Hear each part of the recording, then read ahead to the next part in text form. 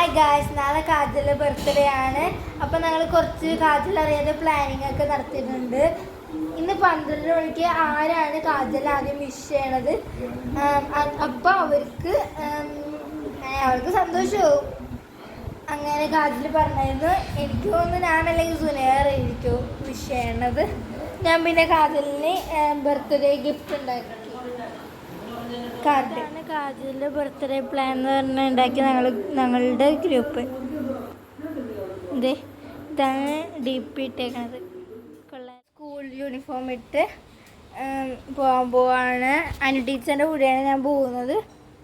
ഇന്ന് എൻ്റെ അടുത്ത് ഈ മുടി കെട്ടാൻ പറഞ്ഞ് ഇങ്ങനെ പിന്നിട്ട്, അപ്പോൾ ഞാൻ അതുകൊണ്ട് ഇങ്ങനെ കെട്ടിയേക്കണേണ്.